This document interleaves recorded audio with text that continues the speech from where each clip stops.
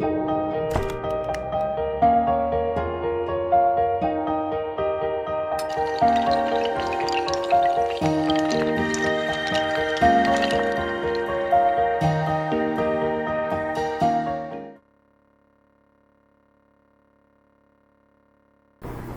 हिंद, वंदे मातरम। केम छो बाळको? धोरण 12 जीव विज्ञान विषयनी अंदर पाठ 8 मानव स्वास्थ्य અને રોગો એની અંદર આપણે ગયા લેક્ચરની અંદર જે જન્મજાત પ્રતિકારકતા છે એના 4 અંતરાયો પૈકી પ્રથમ 3 અંતરાયો છે તે પૂર્ણ કર્યા છે।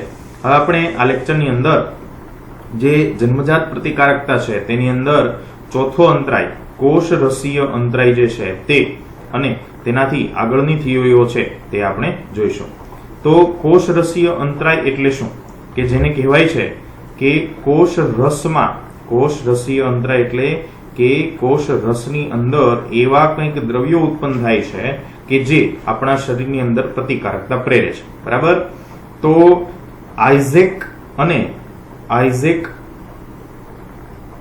અને લિન્ડરમેન નામના જે વિજ્ઞાનીઓ હતા, બરાબર, તેમના દ્વારા ગ્લાયકોપ્રોટીન નું વિશિષ્ટ જૂથ છે તેની આપણા શરીરની અંદર શોધ થઈ, બરાબર। તો એવું શા માટે એમણે જોવા મળ્યું? તો વાયરસગ્રસ્ત કોષો જે છે તે પ્રોટીનનો સ્ત્રાવ કરે છે। શેનો સ્ત્રાવ કરે છે? પ્રોટીનનો સ્ત્રાવ કરે છે। અને આ પ્રોટીન જે છે તેને કહેવામાં આવે છે ઇન્ટરફેરોન્સ। શું કહેવામાં આવે છે? ઇન્ટરફેરોન્સ। આ ઇન્ટરફેરોન્સ છે તે જે કોષને વાયરસનો ચેપ લાગી નથી ગયો, બરાબર છે, એટલે કે જે સ્વસ્થ છે, બરાબર, એવા બિનચેપી કોષોને વાયરસના ચેપથી રક્ષણ આપે છે। શું કરે છે? રક્ષણ આપે છે। બિનચેપી કોષો જે છે તેને વાયરસના ચેપથી શું કરે છે? રક્ષણ આપે છે, બરાબર। કેવી રીતે રક્ષણ આપે છે તો એ આપણે જોવાનું છે। હવે આ એક કોષ છે કે જે વાયરસનો એને ચેપ લાગેલો છે। શું થયું છે? આ એક કોષ છે જેને વાયરસનો અહીંયા ચેપ લાગેલો છે, એટલે હવે તે ઉત્પન્ન કરશે ઇન્ટરફેરોન્સ। શું ઉત્પન્ન કરશે? ઇન્ટરફેરોન્સ છે તે ઉત્પન્ન કરશે, બરાબર। ચાલો, આ કોષ છે તેને ઇન્ટરફેરોન્સ છે તે ઉત્પન્ન કરેલું છે। આ ઇન્ટરફેરોન્સ જે છે તે બીજા જે કોષો છે, બરાબર, બીજા કોષો એના સંપર્કમાં આવશે, બરાબર। એટલે હવે આપણે જોઈએ કે ઇન્ટરફેરોન આગળ શું કરે છે, તો કે આ ઇન્ટરફેરોન આ કોષને અસર કરશે, આ કોષને અસર કરશે, વારાફરતી જે બીજા બધા કોષો છે તેના સુધી ઇન્ટરફેરોન જશે। જેવું ઇન્ટરફેરોન એ બાજુના કોષ પાસે જાય છે એટલે આ કોષ છે તે ઉત્તેજિત થાય છે। હવે આ કોષ કેવા થાય છે? ઉત્તેજિત થાય છે। ઉત્તેજિત થઈ તેઓ એક પ્રોટીન ઉત્પન્ન કરે છે અને જેનું નામ છે ટ્રાન્સલેશન ઇન્હિબિટિંગ પ્રોટીન, બરાબર, ટ્રાન્સલેશન ઇન્હિબિટિંગ પ્રોટીન। હવે આ જે પ્રોટીન છે TIP એનું નામ છે ભાષાંતર પ્રતિરોધક અથવા પ્રતિકારક પ્રોટીન કે જે ભાષાંતરનો વિરોધ કરે છે। કયું ભાષાંતર?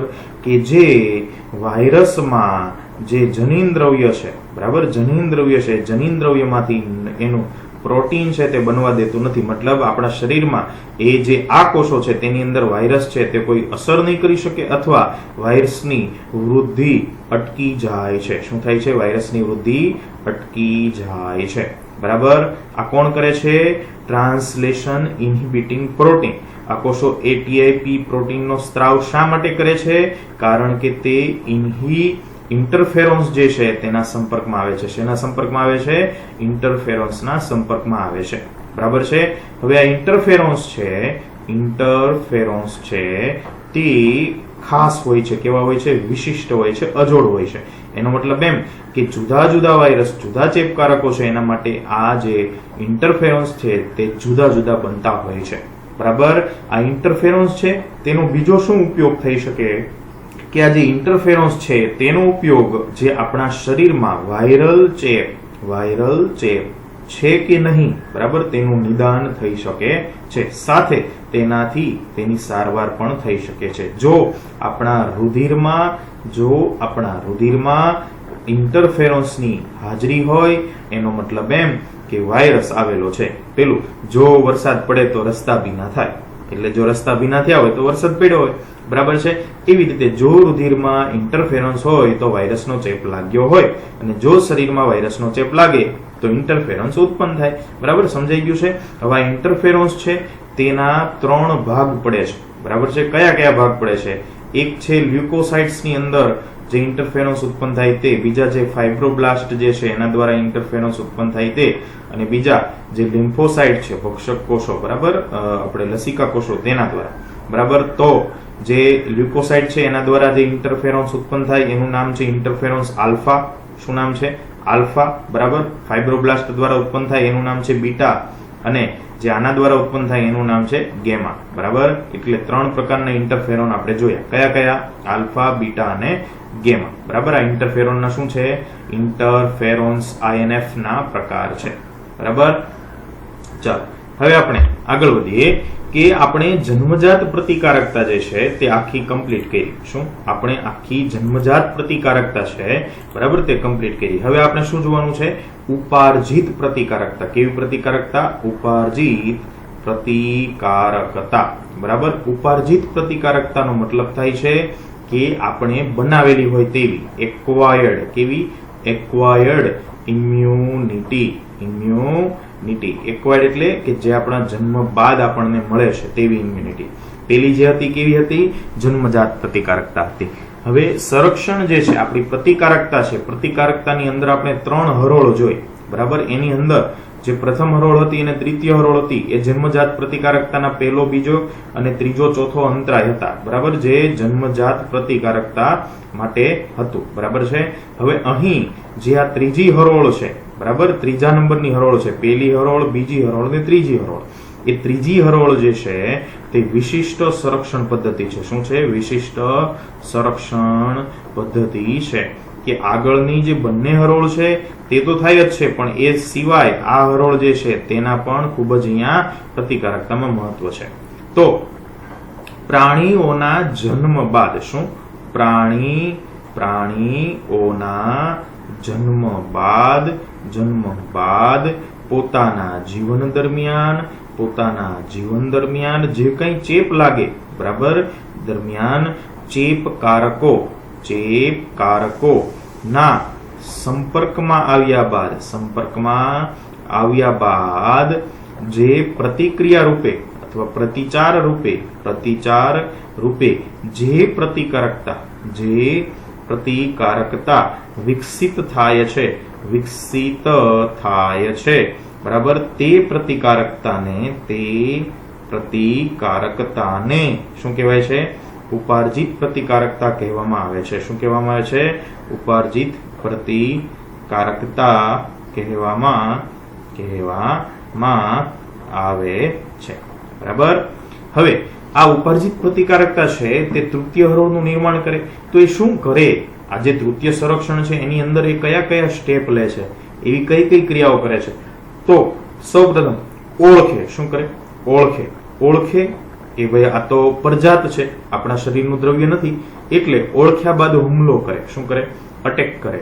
હુમલો કરે એટલે શું કરે? નાશ કરે, બરાબર. અને પછી યાદ પણ રાખે કે ભાઈ આ એકવાર આ પરજાત દ્રવ્ય છે, એકવાર આવી ગયેલું છે આગળ પણ, ચાલો પેલા એન્ટીબોડી જે બનાવ્યા હતા ત્યારના એને મગાવો, બરાબર છે. આ માટે તે શું કરે છે? તો કે ઉપાર્જિત પ્રતિકારકતા આ માટે શરીરમાં વિશિષ્ટ એન્ટીબોડી બનાવીને કાર્ય કરે છે. શું કરે છે? કાર્ય કરે છે. અને ઘણા બધા પ્રકારના રોગકારકોનો નાશ કરે છે. શું કરે છે? નાશ કરે છે, બરાબર. દરેક પ્રકારના રોગકારકો જે છે, દરેક પ્રકારના રોગકારકો જે છે એ રોગકારકો માટે જે આ પ્રતિકારક તંત્ર છે તે વિશિષ્ટ પ્રકારના એન્ટીબોડી ઉત્પન્ન કરે છે. બરાબર. એન્ટીબોડી કેવા હોય છે? વિશિષ્ટ હોય છે. રોગકારકો માટે કેવા હોય છે? ખાસ હોય છે. એવી રીતે કોષો પણ એના માટે કેવા હોય છે? ખાસ હોય છે. એકદમ સમજાઈ જાય તેવી વસ્તુ છે.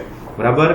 હવે આપણે જે આ ઉપાર્જિત પ્રતિકારકતા જે છે, બરાબર, આ ઉપાર્જિત પ્રતિકારકતા એના આ જે કાર્ય પદ્ધતિ છે તેને આધારે લક્ષણો છે.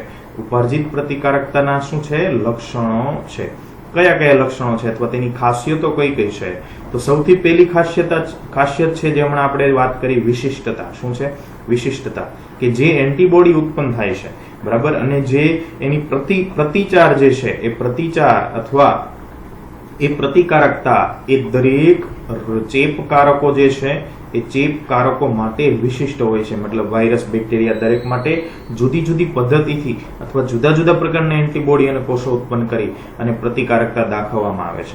ત્યારબાદ છે સ્મૃતિ. ઉપાર્જિત પ્રતિકારકતા સ્મૃતિ આધારિત પ્રતિકારકતા છે. બરાબર. કે એકવાર પ્રાથમિક હુમલો થાય, પ્રથમ હુમલો થાય, એ પ્રથમ હુમલો થાય ત્યારે પ્રાથમિક પ્રતિચાર હોય. શું હોય? પ્રાથમિક પ્રતિચાર. બરાબર છે. એ કેવો હોય? થોડો નબળો હોય. કેવો હોય? નબળો હોય અને થોડો ધીમો હોય. પણ જ્યારે એને રોગકારક છે તેનો દ્વિતીય હુમલો થાય ત્યારે દ્વિતીય પ્રતિચાર જે છે એ દ્વિતીય પ્રતિચાર એ શક્તિશાળી હોય છે. કેવો હોય છે? શક્તિશાળી. અને તે સ્મૃતિ આધારિત હોય છે. કારણ કે જે બી કોષો, ટી કોષો બને છે તેની અંદર સ્મૃતિ કોષો આવેલા હોય છે.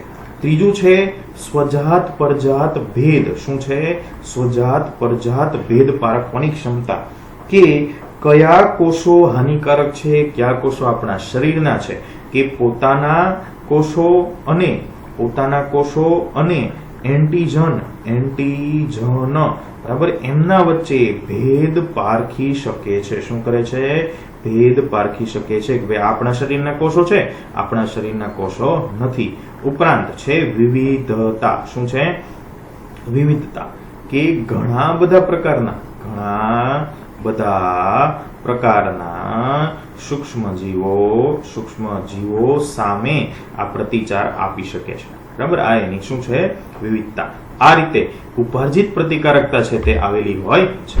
આપણે ઉપાર્જિત પ્રતિકારકતા છે તે સંપૂર્ણપણે આ લેક્ચરની અંદર જોવાની છે. બરાબર. ચાલો. ઉપાર્જિત પ્રતિકારકતા છે તેની અંદર બે પ્રકારના કોષો છે તે કાર્ય કરે છે. બરાબર છે. એક છે લસિકા કોષો. કયા છે? લસિકા કોષો. અને બીજા છે એન્ટીજન પ્રસ્તુત કોષો. બરાબર. જેને કહેવાય છે એપીસીસ. શું કહેવાય છે? એપીસીસ. બરાબર. ચાલો હવે આપણે લસિકા કોષો વિશે વાત કરીએ કે જે લસિકા કોષો છે તે ક્યાં નિર્માણ પામે છે? તો કે બી કોષ, ટી કોષ કે લસિકા કોષ. બરાબર. આ કોષો જે છે તે ક્યાં નિર્માણ પામે છે? તો તે અસ્થિ મજ્જામાં નિર્માણ પામે છે. શેના દ્વારા નિર્માણ પામે છે? કે હિમેટોપોએટિક સ્ટેમ સેલ્સ. શું નામ છે? Stem cells. એના દ્વારા તે નિર્માણ પામે છે. અને આ જે પ્રક્રિયા છે તેને શું કહેવામાં આવે છે? તો તેને હિમેટોપોએસિસ કહેવામાં આવે છે. બરાબર. હિમેટોપોએસિસ કહેવામાં આવે છે. અને આની અંદર જે બે પ્રકારના કોષો બને છે, એક છે બી કોષો, બરાબર, અને બીજા છે ટી કોષો. કયા છે? બી કોષો અને ટી કોષો. એમાં બી કોષો જે છે તે કોષરસીય તરલ પ્રતિચાર આપે છે. કેવો આપે છે? કોષરસીય પ્રતિકારકતા પ્રતિચાર આપે છે. જેને કહેવામાં આવે છે HIR. શું કહેવામાં આવે છે? HIR. Humoral immune response. બરાબર. જ્યારે ટી કોષો છે તે એન્ટીબોડી મધ્યસ્થી, બરાબર છે, પ્રતિકારકતા અથવા એને કહેવાય સેલ મીડિયેટેડ ઇમ્યુનિટી. કોષ મધ્યસ્થી પ્રતિકારકતા જે છે તે આપે છે. બરાબર. ચાલો હવે આપણે વારાફરતી આની વિશે જોવાનું છે. હવે એન્ટીબોડી શું છે એના વિશે વાત કરીએ. એન્ટીબોડી બરાબર. તો એન્ટીબોડી જે છે તે આપણા શરીરમાં જે રોગકારકો બહારથી પ્રવેશે છે તેની સામે લડવા માટેનું શું છે? સૈન્ય છે. શું છે? સૈન્ય છે. કે એન્ટીબોડી તે બહારથી પ્રવેશતા જે રોગકારકો છે તેના સામે લડવા માટેનું એક સૈન્ય છે. એન્ટીબોડી શેનું બનેલું હોય? પ્રોટીનના બનેલા અણુઓ છે. શું છે? પ્રોટીનના બનેલા અણુઓ છે. બરાબર. આનું નિર્માણ કોણ કરે છે? બરાબર. તો ટી કોષો જે છે એની આની અંદર કોઈ સહાય કરતા નથી. બી કોષો જે છે, બી કોષો બરાબર, તે એન્ટીબોડીનું નિર્માણ કરે છે. શું કરે છે? નિર્માણ કરે છે. જ્યારે ટી કોષો છે, ટી કોષો તેમાં માત્ર મદદરૂપ થાય છે. બરાબર. નિર્માણ કોણ કરે છે? બી કોષો. પણ મદદરૂપ કોણ થાય છે? ટી કોષો. બરાબર. એન્ટીબોડીની રચનામાં શું હોય છે? તો એનું બંધારણ રચના જોઈએ કે એન્ટીબોડીના બંધારણમાં કુલ 4 પેપ્ટાઇડ શૃંખલા આવેલી હોય છે. શું આવેલું હોય છે? 4 પેપ્ટાઇડ શૃંખલા આવેલી હોય છે, જેમાંથી 2 હળવી અને 2 ભારે, 2 હેવી અને 2 લાઇટ. બરાબર છે. એટલે આ એન્ટીબોડીનો જે અણુ છે તેને H2L2 વડે દર્શાવાય છે. શું દર્શાવાય છે? H2L2 વડે દર્શાવાય છે. એન્ટીબોડી જે છે એના પ્રકાર છે. કેટલા છે? એના પ્રકાર 5 છે. કેટલા છે? 5 છે. બરાબર. જેને કહેવાય છે ઇમ્યુનોગ્લોબ્યુલિન ગામડે. બરાબર છે. યાદ રાખજો, ઇમ્યુનોગ્લોબ્યુલિન ગામડે. તો IG, G, IG, A, IG, M, IG, D, IG, E. બરાબર. આટલા પ્રકારના ઇમ્યુનોગ્લોબ્યુલિન હોય છે. હવે એન્ટીબોડી જે છે એક પ્રકારનું ઇમ્યુનોગ્લોબ્યુલિન છે. ઇમ્યુનો એટલે પ્રતિકારક, ગ્લોબ્યુલિન એટલે પ્રોટીન. બરાબર છે. તો એક પ્રકારના તેઓ ગ્લાયકોપ્રોટીન અણુ છે. શું છે? ગ્લાયકોપ્રોટીન અણુ છે. અને તેઓ વિશિષ્ટ હોય છે. કેવા હોય છે? વિશિષ્ટ એટલે દરેક એન્ટીબોડી છે ખાસ પ્રકારના એન્ટીજન સામે તે પ્રતિકારકતા દર્શાવતું હોય છે. બરાબર.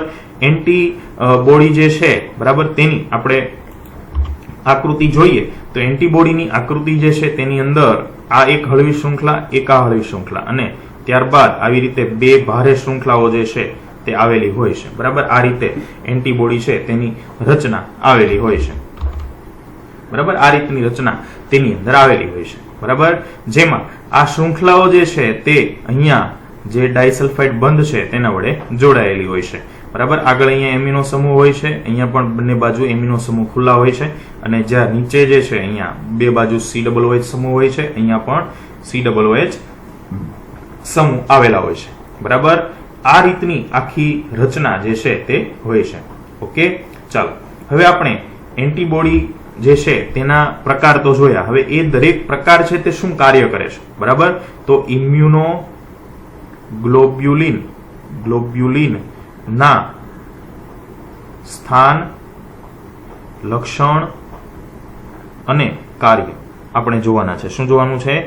ઇમ્યુનોગ્લોબ્યુલિનના સ્થાન, લક્ષણ અને કાર્ય. એટલે કે તે ક્યાં ઉત્પન્ન થયા છે, બરાબર, અથવા તે ક્યાં આવેલા છે, બરાબર, અને તે શું કાર્ય કરે છે તેની આપણે વાત કરવાની છે. જેમ કે IgG ગામડે એટલે આપણે વારાફરતી લેશું. બરાબર. જેનું પ્રમાણ હોય છે 75 થી 80%. કેટલું પ્રમાણ હોય છે? 75 થી 80%. તે શરીરમાં સૌથી વધુ પ્રમાણમાં જોવા મળતા એન્ટીબોડી છે. સૌથી વધુ પ્રમાણમાં જોવા મળતા એન્ટીબોડી છે. તે રુધિર અને આંતરાલીય દ્રવ્યમાં જોવા મળતા, આંતરાલીય જળમાં મુખ્ય એન્ટીબોડી છે. રુધિર અને આંતરાલીય જળ એટલે આંતરકોશીય પ્રવાહી. બરાબર છે. અને તેમની જરાયુમાંથી પસાર થવાની ક્ષમતા છે. શું છે? જરાયુમાંથી પસાર થવાની ક્ષમતા ધરાવે છે. હવે જરાયુ છે એ ક્યાં હોય કે જે ગર્ભસ્થ શિશુ હોય તે જરાયુમાં સુરક્ષિત હોય. બરાબર છે. એના આધારે આપણે ખબર પડી જાય છે કે આ શું કાર્ય કરી શકે છે. બરાબર છે. ચાલો ત્યારબાદ એનું આપણે કાર્ય જોઈએ. તો એનું કાર્ય છે તે પૂરક તંત્રને ઉત્તેજિત કરે છે. શું કરે છે? ઉત્તેજિત કરે છે. આપણા શરીરનું જે બીજું રોગ પ્રતિકારક તંત્ર છે એમાં જે બીજા બધા ભાગો હોય છે તેને ઉત્તેજિત કરે છે. બરાબર. ત્યારબાદ મનુષ્યના ભ્રૂણને રોગ પ્રતિકારકતા પૂરી પાડે છે. બરાબર. એકદમ સમજી શકાય તેવી વસ્તુ છે. આગળ આપણે વાત કરી કે જરાયુમાંથી પસાર થવાની ક્ષમતા ધરાવે. બરાબર. હવે તે ફેગોસાઇટોસિસ માટે એટલે કે ભક્ષણ માટે ભક્ષક કોષ સાથે વિશિષ્ટ જોડાણ દર્શાવે છે. શું કરે છે? વિશિષ્ટ જોડાણ દર્શાવે છે. બરાબર. ત્યારબાદ હવે આપણે વાત કરીએ IgA એટલે ઇમ્યુનોગ્લોબ્યુલિનનો જે પ્રકાર છે જે 10% પ્રમાણ ધરાવે છે કુલ માત્રામાં. બરાબર. તે કોલાસ્ટ્રમમાં હાજર હોય છે. બરાબર. તે કોલાસ્ટ્રમમાં હાજર પ્રાથમિક એન્ટીબોડી છે. શું છે? પ્રાથમિક એન્ટીબોડી છે. હવે તમને પ્રશ્ન થતો હશે કે આ કોલાસ્ટ્રોમ શું છે? તો આપણે ચેપ્ટર 3 ભણી ગયા છે.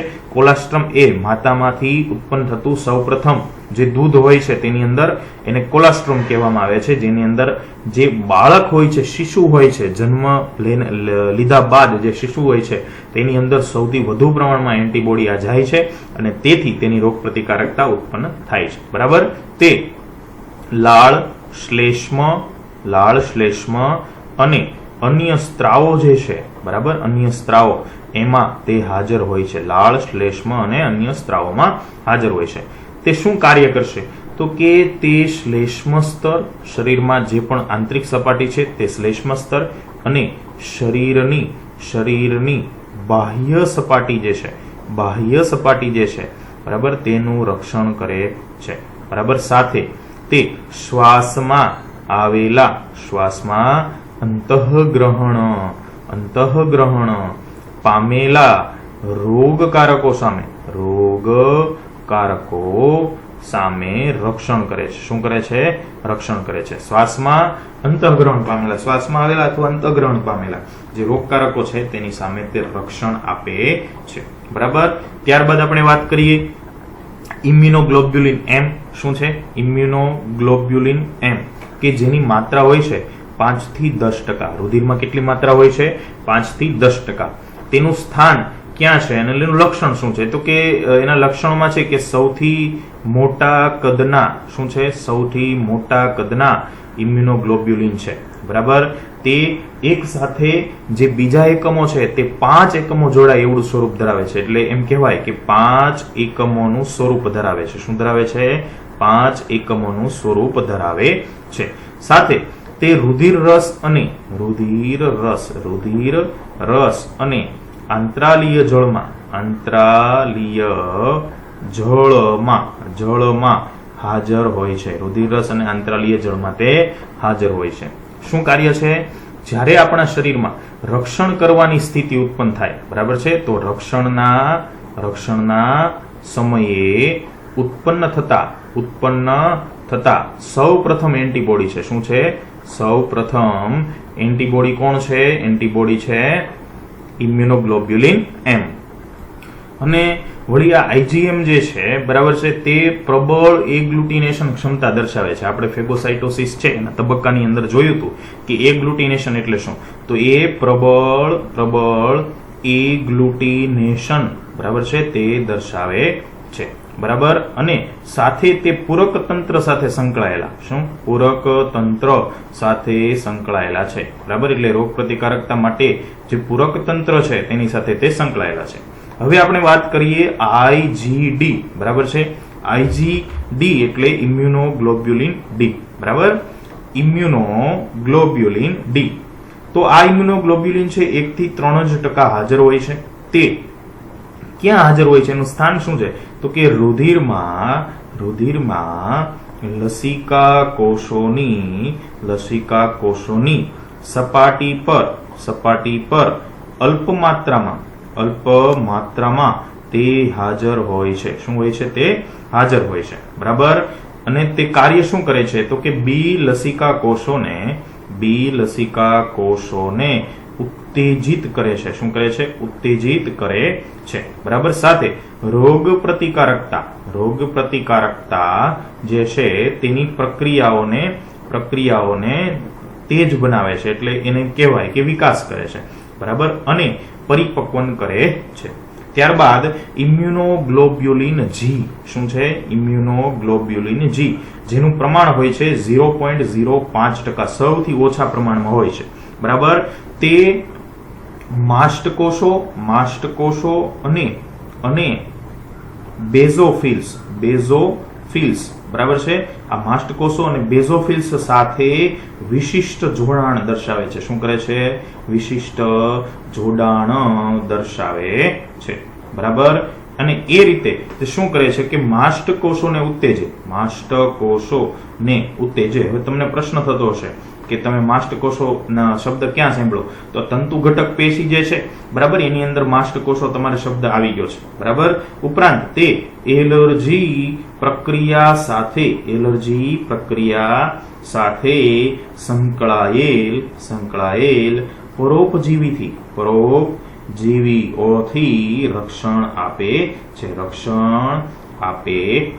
બરાબર. આ રીતે આપણે અહીંયા શું ભણ્યા કે આઈજીજી, આઈજીએ, આઈજીએમ, આઈજીડી અને આઈજીઈ. બરાબર. અહીંયા ભૂલથી જી લખાઈ ગયું છે, અહીંયા શું આવશે? ઈ. બરાબર. આઈજીઈ. બરાબર.